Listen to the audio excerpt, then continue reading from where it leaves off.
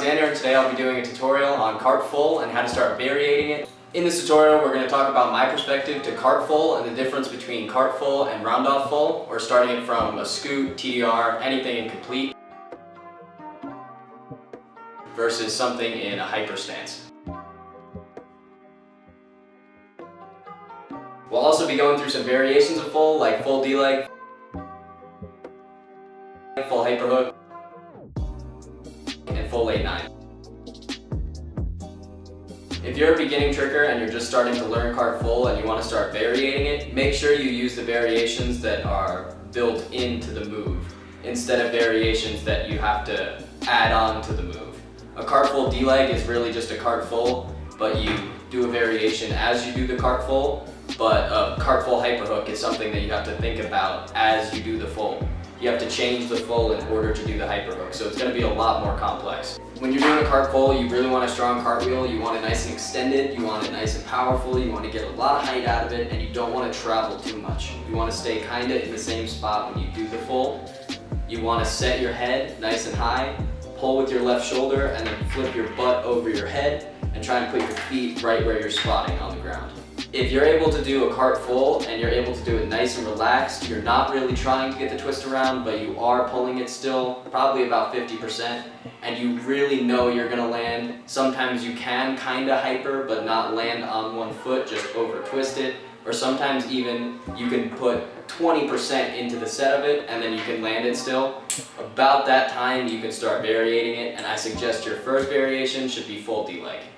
If you're going to do a cart full D-leg, you really want to just think of it like a really high cart full, and when you're starting to spot where you came from in the first half of the twist of the full, you're going to start the D-leg and you're not going to try too hard. You're just going to keep both your legs straight and you're just going to do a full. It's going to be the most basic D-leg and it'll probably feel like a full, but a very strange one.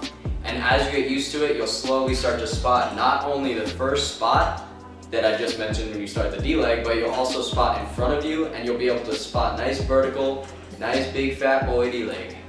Common mistakes for full D-leg is not spotting in the right spot. You can either spot the ground or you can spot in front of you. You can spot to the side of you. If you're a left twister, you'll be spotting to the left. It really depends on where you spot for full D-leg, because your spotting will completely change the move itself. When you're doing a cart full hyperhook, you really want to be able to do a cart full hyper first. So you want to adapt a style into doing full swipe and full hyper. When you're doing a full hyper hook, it's going to be the same technique as doing a full hyper, but it's going to be the one where you put your foot behind you. And as you spot to put your foot behind you, you're also just going to back kick with that back leg, the leg that would switch behind, and it's a full hyper hook. When you're getting comfortable with full hyper hook and you're really trying to get a nice full hyper hook, you want to spot about halfway through the full. And that's when you start to chamber with your opposite leg, not your hook kick leg, but your round leg. And then you switch over, chamber with your hook kick, and then rechamber. Common mistake for full hyperhook is doing it too early. You don't want to do a full shuriken cutter. I don't want to call anybody out, but some people do full and they'll start their kick down here and then it'll swipe around as a hook kick.